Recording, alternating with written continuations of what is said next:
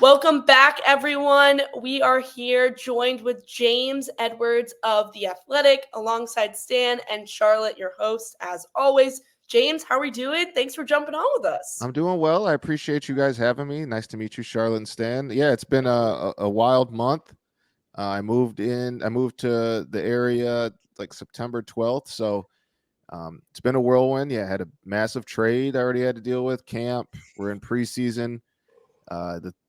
The Donte Rick thing last night. So I've gotten my fair share of welcome to New York moments, right? Luckily, I came from Detroit, where I've had some situations to deal with there, right? A little different, but it's definitely been good to hit the ground running, and I'm getting used to the surroundings. And it's starting to feel like home, so that's good. That's great to hear. Obviously, the Knicks are a arguably top 5 market in the team coming over. James came over from the Pistons, now to New York. How has it been going? I saw this when we posted a tweet, asking questions, maybe coming from a tanking team, respectfully. I think Yeah. the Pistons are a tanking team. Get off the Pistons and now talk. a team Shout Pistons talk, yeah. that has aspirations to be a championship contender. How has that adjustment been for you? It's a good question. I don't know if I'll fully feel it until we get into the thick of the regular season, but I definitely feel obviously I'm a basketball fan and a student of the game, and I work with Fred, who's been here, and that's like a good friend of mine, Mike Vorkanoff. I work with. I'm a good friend of Howard Beck. I'm very familiar with the New York market, and I think that one thing I've learned is the fans are very, very, very excited for this season. Yep. But it's almost so. I guess the biggest difference is Knicks fans are talking themselves into a championship, and I would say, and I've said this a few different times. I wouldn't have left Detroit for any market. I know people are like, well, the Pistons stink, but Detroit is one of the best sports towns in America. I wouldn't have left Detroit unless it was for a market with similar passion, and New York has that. Right. So New York the fans have a passion that right now it's not championship or bust, but they feel like they can do something special. When in Detroit, I would say the excitement was oh, maybe we won't be terrible this year, right? I think that was the difference in the fans. At least you're not the Brooklyn Nets. It's okay. Yeah, like that. I mean, the Brooklyn situation's different, right? But I think the players don't talk about championship or bust. So, and I've been around them every day. So it's pretty much more so from the fans right now, and just how I see them interact. And I'm still scouring the internet, seeing what fans I like their opinions and stuff like that, and keeping an eye on their thought. I like to keep an eye on or keep a pulse on the fan base, and I think it makes you a better journalist too, especially in my situation where I'm new to a market. I want to know what people are interested in and talking about. So, but I'd say that's the biggest thing right now is the fans have the expectation of we can win a championship. And I would say in Detroit, in my last few years, it's okay, can we take the next step where we're not a bottom 5 team? It's just different types of expectations. There's similar kind of segues. I would say with football, right? Your football, the Lions right now. The Lions went from being putrid to now, I would say, title contenders. Yes. I think they're a legitimate title contender this year. So can you speak to that a little bit? I know you're from Detroit, right? I'm from Flint, Michigan. So people, if you're not familiar, Miles Bridges is from there, Kyle Kuzma, Monte Morris, Glenn Rice, if people remember him. I'm trying to think any Knicks. Did Eddie Robinson play here early 2000s? Eddie Robinson. He used to be with the Bulls. Did we have Eddie Robinson? I can't remember if we did. Okay, I can't remember if he was a Knick. But I feel like those are names those names that you just mentioned. I feel like if you know the NBA. Yeah, those are names. Right. Those names, but we have to talk about last night. Oh my God. Yeah. We're going right there. Yeah. I just want to say. Great article, by the way.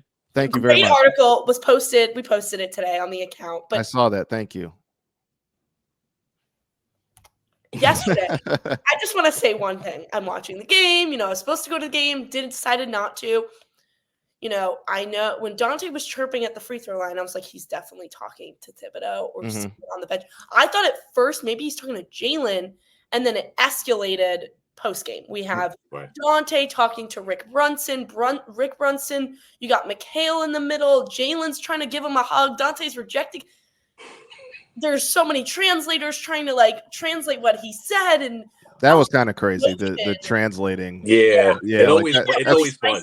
It can get really spicy. Talk a little bit about this situation, and Donte said he wasn't talking to them, but we can obviously hear the audio. MSG picked it up that he said, I was talking to Thibodeau. Rick thought that he was talking to Rick, and he was actually talking to Thibodeau.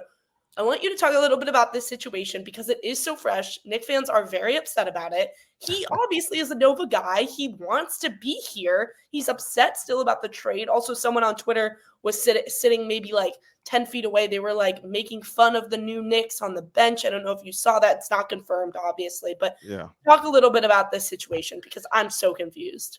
I didn't. So being at the arena, I didn't see the free throw thing until I saw the clips on Twitter. And then post game, I saw that as I was leaving my seat and going to the media room. What I will say is what me and my colleague John Krasinski, and Fred Katz was there as well.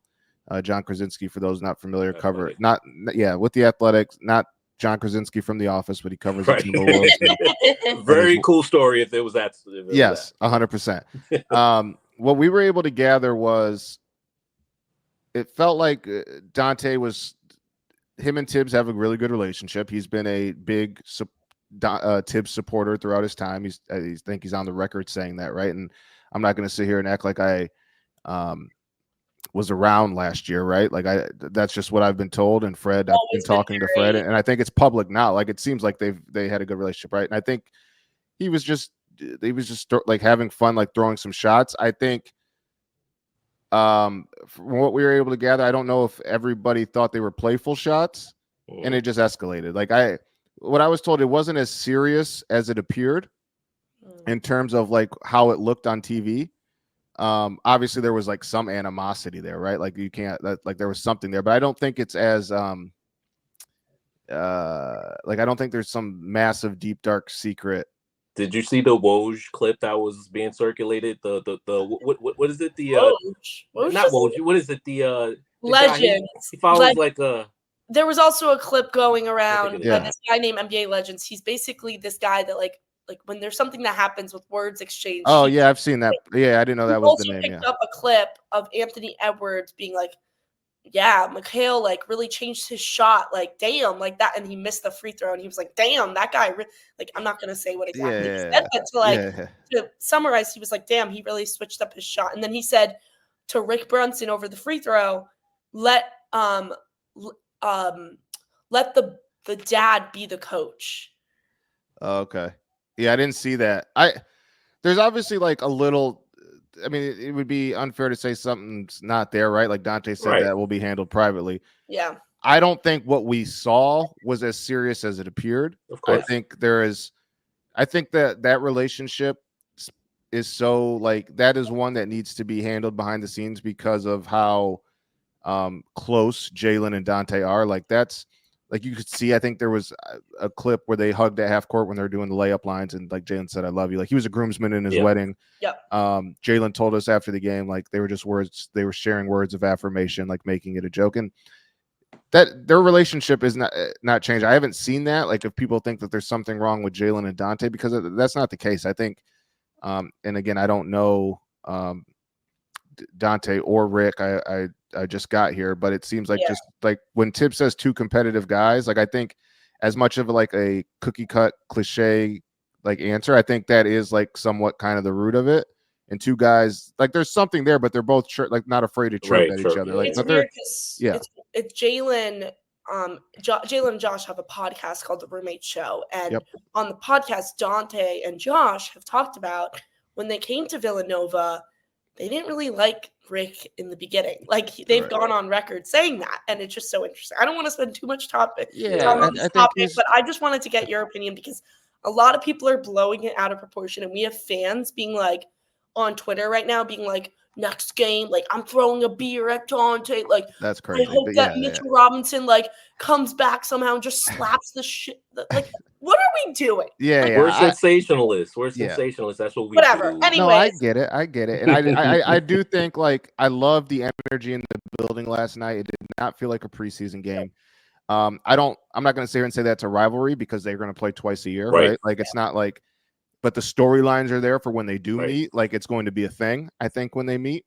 that game's being moved to ESPN again. 100%. 100%. But yeah, I think Donte has a great respect. Like, anything he said about the Knicks publicly and like their fans, like, again, I don't know him.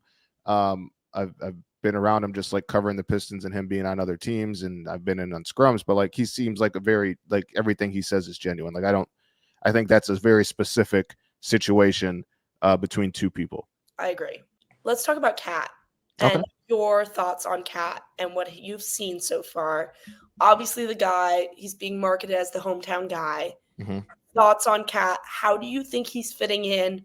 Obviously, he's been shooting the three like nonstop. He is trigger happy a little bit. In my opinion, I think I'd like to see a little bit more movement towards the basket. But, that is Cat's game. But thoughts on what you've seen from Cat so far in practice, in games, and so forth. Yeah, I think it took me a long time, not a long time, but it took me until you get into, like, I always say in the NBA to like really understand how traumatic something like getting traded is. Like, imagine, I mean, like, I almost kind of went through it this summer going from Detroit to New York. Like, it all happened really quick, right? Like, I had a little bit more of a say. I had more of a say if I wanted to do it or not than Cat getting traded. Right. But so think of it like that. Like, if somebody just came to you and said, yeah, tomorrow you're leaving your house where you've lived for 9 years and it's happening right before camp. Like, I think if you had told Cat previously that there was a point where he was getting traded, it wouldn't have surprised him. But the fact that it happened after the run that they just had, right, the weekend before training camp, like, I think it was a bit of a shock to the system. And I think that's a guy who very much like loves being comfortable, and like Minnesota is his home. That has been his home for his adult life. Like, that is a big shift. And I think coming to New York, I think he has tried to ingratiate himself by making sure he's like letting it known, like, it's a we thing. We're here together. They already had something. I'm here to do what I do to add to what they already had. Like, this isn't about me. And I think that he's come in here and I think he's done all the right things. Like, he's been rebounding like a monster. Like, the last two, I think he had 16 last night and 13 the game before. The shot hasn't fallen, but the shot hasn't fallen for any of those guys. Right. Like, they just have not shot the ball well from three. OG got it going a little bit. Mikkel's had like spurts, but as a team, they've shot under 30% or worse 2 of the 3 preseason games. But for Cat, I think it's figuring out in the pick and roll with him and Jalen, when to roll, when to pop, getting that spacing down, still getting familiar with his teammates. I've liked the flashes I've seen as a passer. With him as a hub, they've run a few actions where they throw it to him kind of like the mid post on the wing. Brunson or OG, specifically in the Charlotte game, kind of curl around him and he just throws it over the top. Like, his playmaking has shown a lot here early on, and I think that's something that they're going to lean on as the season goes on. But I think it's a while. It's going to take a while for him to get adjusted. I think just the weirdness of getting traded and having to uproot your life, like he told us the other day, he still doesn't have a place to live. Like, that in itself, but then also coming into a situation that has great expectations, like it did in Minnesota too. Like, they were expected to be very good. They just came off Western Conference Finals, but this is New York, and I don't mean that to slight Minnesota, but this is a fan base that is hungry, obviously, for a winner. Yep. The table has been set for the plan moving forward and what their expectations are and what fans are expecting this team to do based on their moves. Like, so he's coming into a lot, and I think he should get some grace. And I know it's fans just want players to be ready to go and like let's just get into it. Like, let's see what this looks like. But like, he deserves some grace. Like, I don't think people really understand how life-changing his last few weeks have been. But in terms of comfortability, I think he's getting more comfortable. I think you see it more and more with each game. I think him and Brunson in the pick and roll is going to be deadly. I'm curious to see how they defend, because I think a lot of teams are going to put Brunson and Cat in the pick and roll defensively to see, because you're not going to try OG, you're not going to try Mikal, you're not going to try Josh, right? So just ironing out those wrinkles, getting more reps with one another on both sides of the ball. But I think he's starting to – the last press conference or the last media availability he had before the game last night, I thought was the most like joking and like open with us he had been since the trade. And I think that's starting to, I think that naturally just shows a little bit like, okay, he's getting a little bit more comfortable with the kind of quote unquote big bad New York media, which I think is like a little overblown, like Popper and Bondi and like they're all the nicest of guys. Like I know it's New York, but it's like these are like nice guys, but I know the stigma. It's always it's not even the media. It's I mean the media obviously has to do the media's job. I mean, in the Post has like a way that they present stuff too. Like I get that, right? Right, and then the biggest part is the fan base. Mm-hmm. Like this fan base is different. I want to say like team wise versus. I'm sure there's other fan bases that have a big say maybe or get talked about a lot, but. Yeah, our fan base controls a lot. Like when you hear things like, the Knicks are all in and, like championship or bust, that comes from Knicks Twitter. Like it doesn't come from any other place. Yeah. Just to jump in here, I don't think people understand. I don't even think the organization or the players, like maybe Josh a little bit. They know. Josh and Jalen know. Josh knows. Yeah. They don't understand what like the fan base. Like you can like Stan and I have been on Knicks Twitter for about 4 years now until it started, getting going in COVID. And it's just like the fan base is so passionate. And when something goes wrong, it's like the whole world exploded. And this is like not to say that the Lakers or, any other big market team, it's going to not happen. But I wish that like, I feel like they don't have like a pulse. Like you guys, the reporters do. I don't think the organization like they'll put out a tweet or like a post and like they're not understanding how it affects the fan base. Like Donte and Julius in a preseason game, a thank you. Really? Like, I think they get one in regular season too. I'm saying, but you get what I'm saying. You get it is nice for us to bridge the gap. I had a question about Josh. I feel like last year you weren't here, but he had a hard time acclimating himself. Yep. Meanwhile, there was just one guy difference, which was DiVincenzo being added, but he wanted to make sure that he got acclimated okay, and he got his touches, and even DiVincenzo was being like, okay, no, I want to make sure everybody else. And then it came to a point where Josh Hart was saying, I'm not touching the ball as much. I'm not. Like, do you see something like that happening now off of those performances? Now, you got Karl-Anthony Towns with all these rebounds. Yeah. Some of those are usually Josh Hart's rebounds. So, great question. I actually have a piece. It was supposed to come out Wednesday. I think they're moving it to Thursday now, where I talk about how I think Josh can turn this offense from really good to great. Yep. And I think it's because of the little intangibles he does. And I got like one or two clips in there that show like him as a cutter and just like understanding finding space without the ball and how much that opens up an offense, right? But to your point, and he's talked about it, he feels he's going to have to sacrifice shots, like we've seen it. But I also think that like Tibbs is telling him to look for his shot too. And I think Josh is trying to do the right thing, knowing that the offense, I don't want to say doing the right thing. I don't like that wording. I think Josh is aware that there appears to be a pecking order offensively. I think he's trying to fall in line and do the best that he can because he is at the crux of it, an ultimate like winning team player. Right. But I think if you ask any basketball player, especially one who has had success like Josh at almost every level, like, yeah, would you like to touch the ball more and put the ball in the basket more? I think so. Right. Excuse me. So, and he talked about it. He's not a standstill shooter. He needs the ball in his hand to get into a rhythm. And I think there are ways that Josh can impact the offense and open up the offense and take it to another level without that. But I also, as somebody who loves playing basketball, like to do those things, you want to at least get a couple shots here and there. Yeah. Right. So that's where they need to find a balance. Like I honestly would like to see them use, I think Josh Josh Hart, I think somebody asked one of the questions, and I apologize if I'm jumping the gun. Like, no, yeah, who has impressed you, like watching up close and personal? It's like I've watched all these guys for years. Like I said, I covering the league. Like I've seen them all in person many times. I watch one in my free time. But when you watch Josh Hart up close and personal, he's like, you can't like look at the box score and like I saw people floating around his box score the other like from last night. I was like, Josh Hart was really good last night.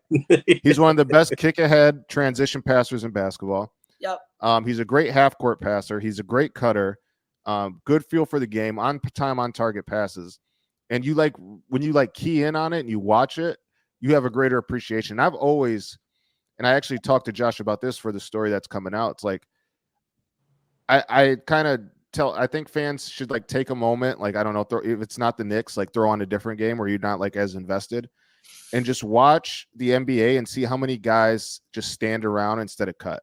Yep. Oh, man. And it's elementary as it sounds. Yeah, guys don't know. They like to ball watch. They like are waiting for the kick. Like, and Josh talked about that. He's like, it's not the sexy thing, like to cut and like everybody wants to do ISOs and all this stuff. And it's like, I think Josh can impact the game that way. But I do also think that, you know how like when you in basketball they say if a big man runs the floor, feed him, like reward him. Yeah. Like if you want your players to do all the dirty work all the time and the little things, you got to reward him here and there. Yep. And I would actually like to see Josh handle the ball a little bit more and put him in like pick and rolls. Like I think he's a very good passer. Like I just put him in a couple actions here and there and let him like get the ball in his hands and make some plays. Like I think that would help keep him engaged, and not that he needs to stay engaged, but I think it would help smooth over.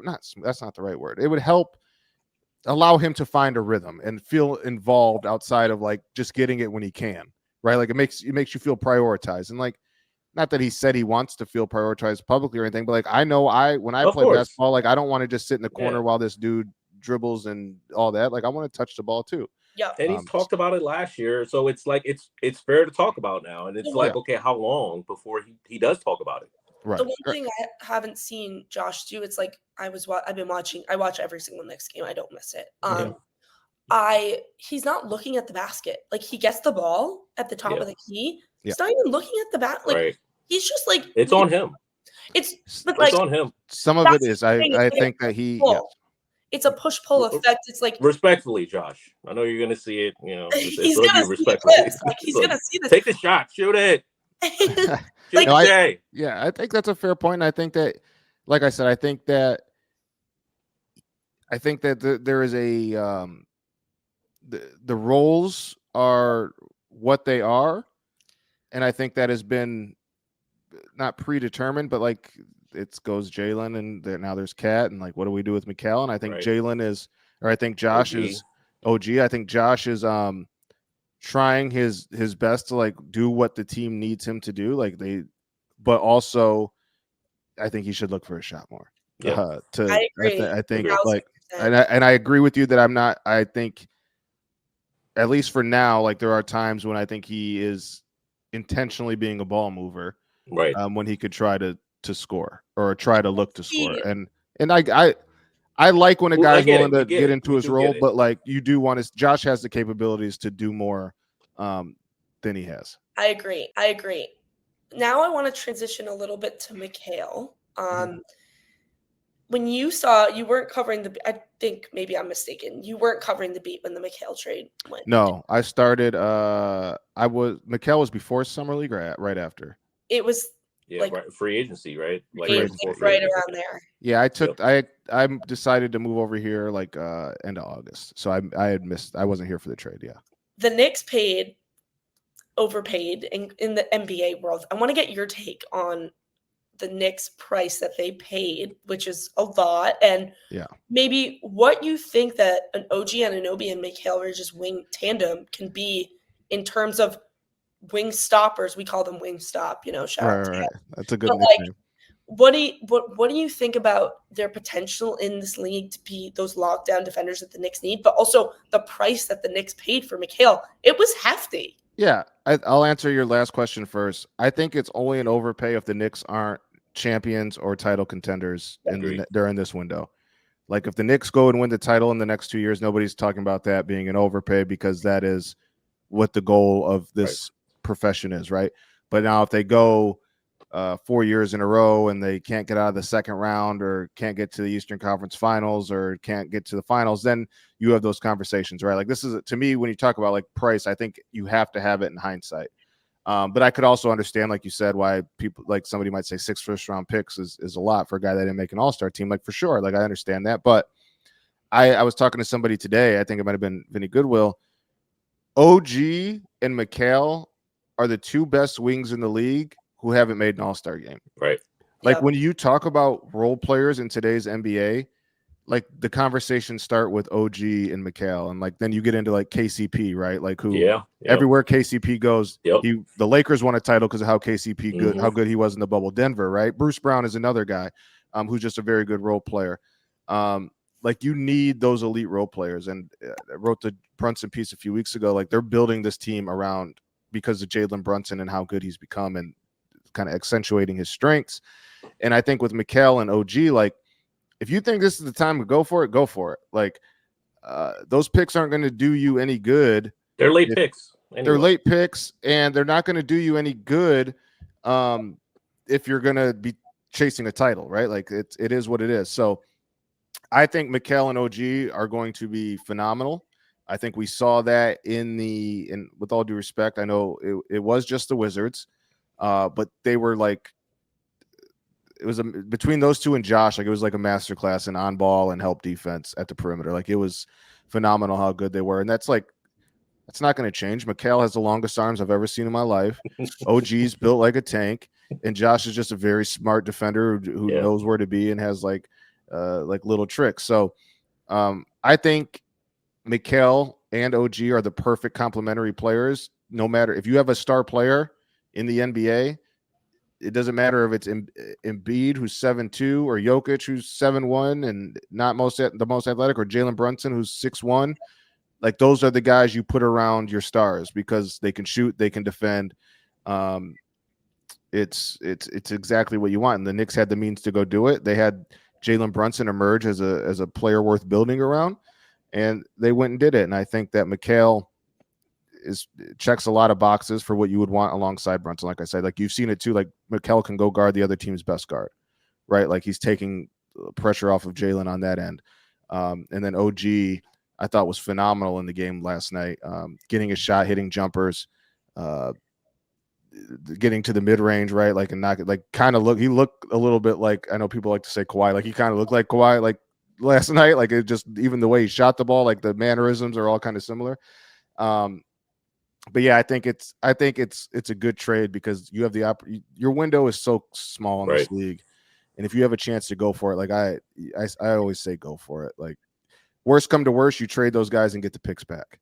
I agree with you. Yeah. Now, the Knicks and the Celtics are probably two of the players that, the teams that everyone's thinking is going to be in the Eastern Conference Finals. Where do you think that the Knicks are going to be in the standings? I think they're going to be the second seed, and I think they'll end up at the Eastern Conference Finals and lose in 7. First seed. Okay. But I have the Knicks Celtics. But where are you thinking they can land, and where do you think, standings? And it's early. It's pre-season. No, that's a fair question. No, it's a fair question. I think I look at it like this. I think the hardest thing for a team to do once you win and you've had like a monkey on your back to win, do you have the hunger to go do it again? Right. Yeah. Like Jaylen Brown and Jason Tatum, like I'm not saying that they're not built like that to go do it again. I'm not saying that, but I would think it's fair to say that everybody just was like, can they even get one? Right. It was a marathon for them. They were expected every year. And then they finally did it. Right. Is the hunger still there? Right. You see Denver, and injuries played a part in that, but like Denver didn't really have the same hunger last year. Situation, yep.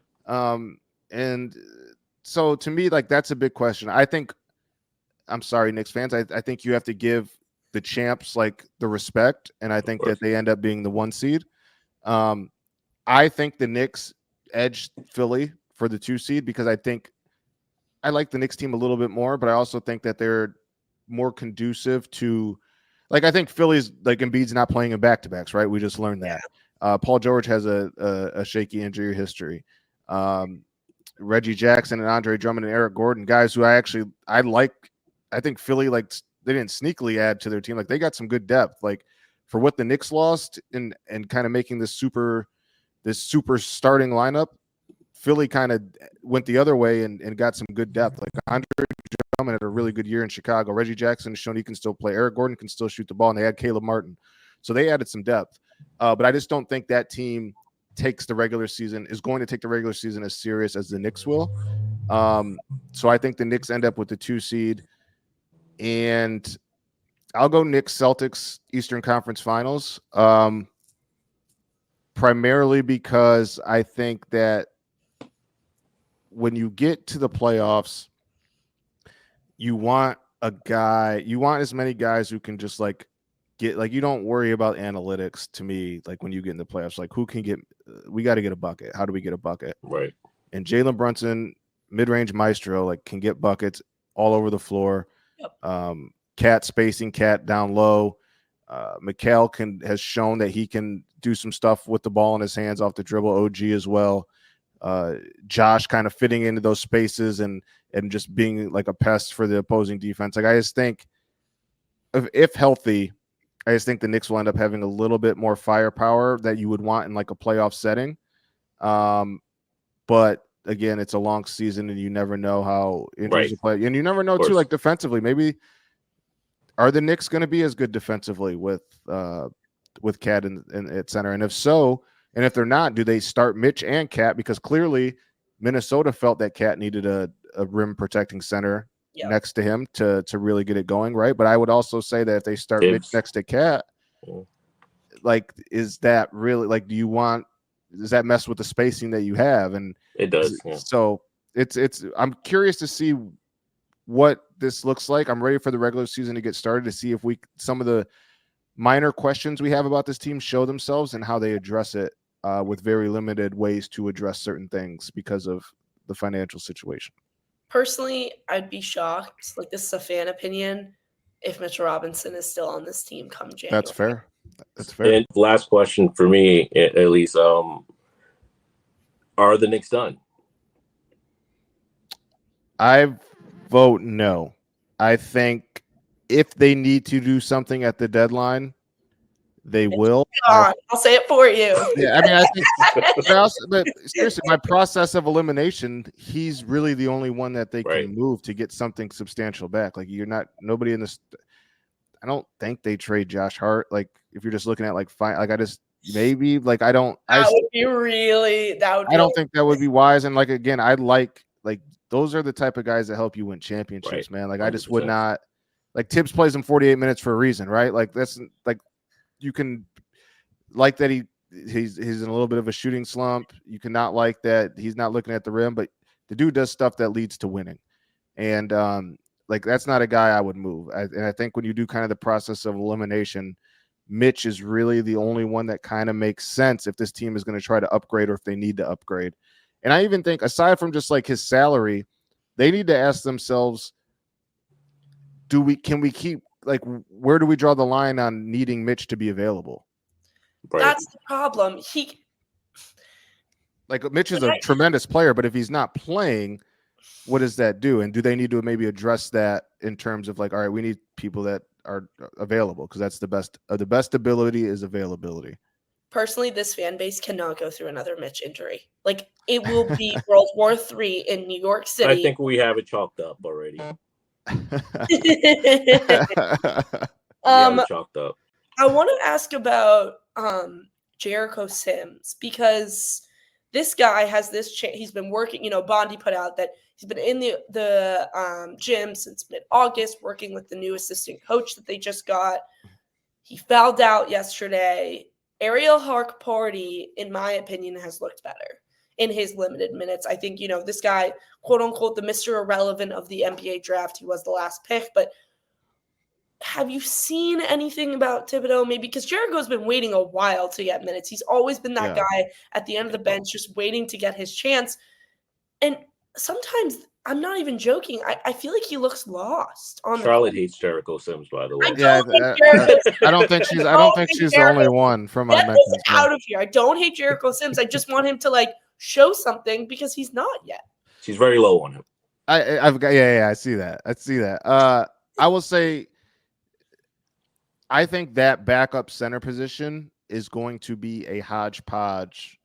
Yeah. Until it's gonna be a patchwork until Tibbs figure out what he likes. Because I remember I asked him about it the other day, or something of the nature about, well, the first unit's not the biggest unit, right? So do you try to make up for some of that size with the bench, where you maybe go Precious and Jericho with a Shamit and a Payne and a Deuce, right? And he talked about how there's options to do things like Precious can play the 5, right? Like they could maybe go small for minutes with OG. Like, I don't think this is going to be a situation where Jericho is like getting all of the backup center minutes. I think there are going to be instances where he's out there to give a different look, but I also think you're going to see Precious at the 5. I think you're going to see small ball 5, right? Like, I don't think this is like as cut and dry as like, oh, Joel Embiid's checking out. Here comes Andre Drummond. Like, right. I think it's going to be a patchwork until Tibbs figures out what he likes, because he's got to see what's best. And Jericho, like, big dude, super strong, can rebound, but like you said, he's still raw. Like, he's still trying to figure some things out.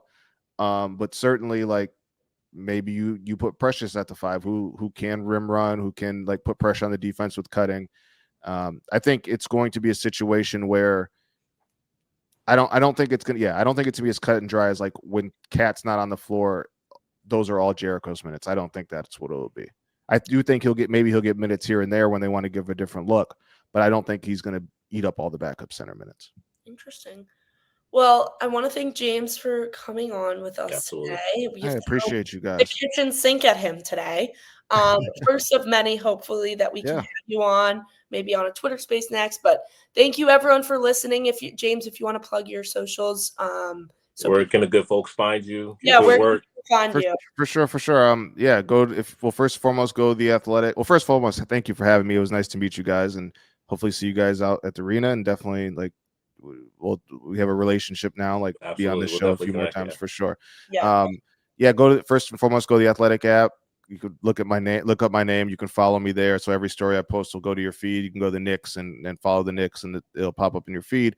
On Twitter, I'm at JL Edwards III, JL Edwards III, and that's really all I use for work purposes. I have a story out right now on Donte DiVincenzo's kind of really rise. Good. Thank you. Really good. I appreciate it. Just like how he's gone from this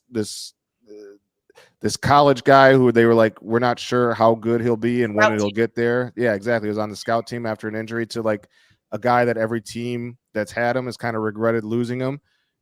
Just a wanted man in the NBA.